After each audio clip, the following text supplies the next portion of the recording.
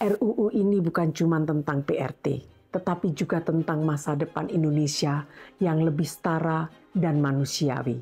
Hari ini, kita mau bahas topik yang cukup berat tapi penting banget buat kita semua tahu, yaitu Rancangan Undang-Undang Perlindungan Pekerja Rumah Tangga atau RUU PPRT.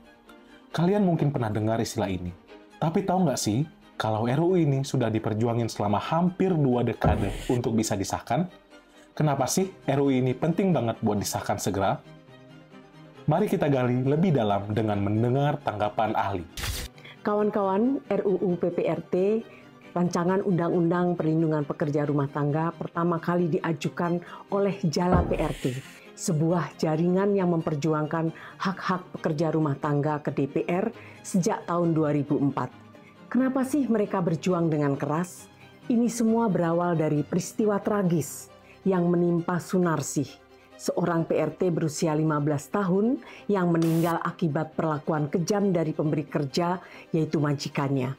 Bayangkan, Sunarsih dan 4 PRT lainnya harus kerja lebih dari 18 jam sehari, tidur di lantai jemuran, tidak mendapat upah, bahkan tidak boleh keluar rumah.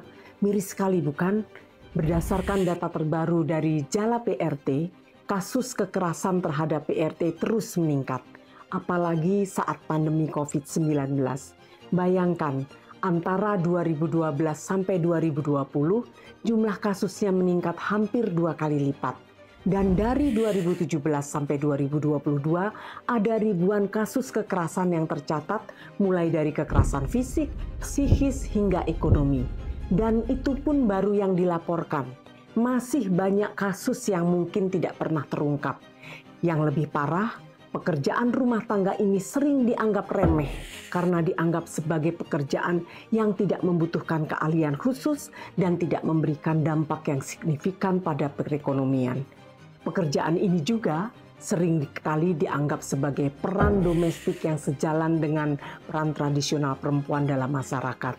Makanya, keterampilan PRT tidak dianggap sebagai sesuatu yang berharga seperti profesi lainnya. Padahal, mereka juga butuh perlindungan hukum sama seperti pekerjaan lainnya.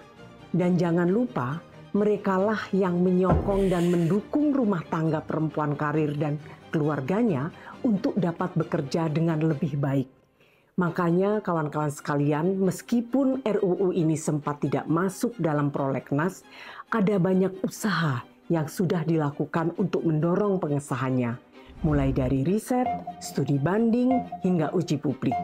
Bahkan, gerakan sipil yang juga terus berjuang dengan gigih, seperti melakukan aksi demo dan mogok makan yang dilakukan PRT di depan gedung DPR RI dari tanggal 14 Agustus 2023 hingga DPR mau mengesahkan RUU PPRT ini.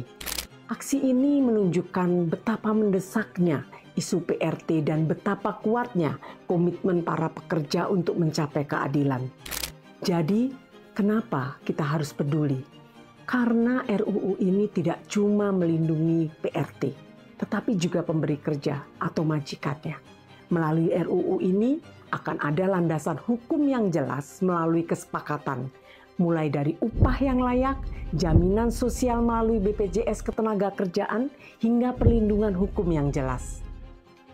Dengan begitu, kalau terjadi sesuatu yang tidak diinginkan secara kesehatan, PRT bisa lebih terlindungi dan tidak tergantung dengan pemberi kerja. Dan jangan lupa, pemberi kerja hanya mengeluarkan Rp36.800 saja untuk 3 perlindungan di atas. Bukankah itu lebih murah dari semangkok bakso yang kita makan? Bahkan dengan adanya BPJS PRT nantinya juga punya tabungan yang bisa dipakai untuk memenuhi kebutuhan mendesak atau modal usaha lain hingga uang untuk pensiun. Kawan-kawan sekalian, RUU ini juga memberikan perlindungan terhadap pemberi kerja. Karena dengan adanya kesepakatan yang jelas tentang upah dan jaminan sosial, tidak akan ada lagi yang namanya tuduhan perlakuan yang tidak manusiawi kepada PRT oleh majikannya. Selain itu, dengan pengaturan RUU ini, pemberi kerja juga mendapatkan manfaat dengan PRT yang akan bekerja dengan lebih baik. RUU ini memastikan bahwa semua pihak diperlakukan dengan adil. Dan pengesahan RUU PPRT ini menunjukkan keseriusan pemerintah dan para elit untuk benar-benar mengurus pembangunan sumber daya manusia melalui kesepakatan kerja yang dijamin oleh undang-undang. Dan tentu saja dengan disahkannya RUU PPRT nantinya berarti ada komitmen untuk menjadikan pekerja rumah tangga sebagai bagian dari pekerja sektor formal, sehingga dapat membantu Indonesia lepas dari jebakan kelas menengah. Teman-teman, kalau RUU PPRT ini tidak segera disahkan, kita akan membuang waktu dan anggaran lagi untuk mulai dari awal.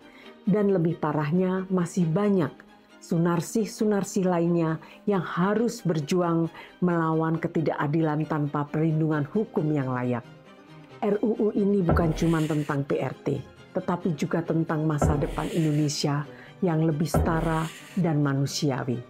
Yuk kita dukung bersama agar RUU PPRT ini segera disahkan demi Indonesia yang memanusiakan manusia. Nah, itulah tadi tanggapan Ibu Jaleswari Pramodawardhani selaku Kepala Lab 45.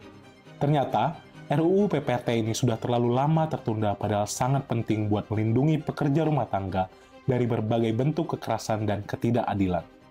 Selain melindungi PRT, RUU ini juga memastikan pemberi kerja punya aturan yang jelas dan adil. Jadi, yuk kita dukung biar RUU ini segera disahkan demi masa depan yang lebih manusiawi dan adil buat semua pihak. Dan jangan lupa komen ya di kolom komentar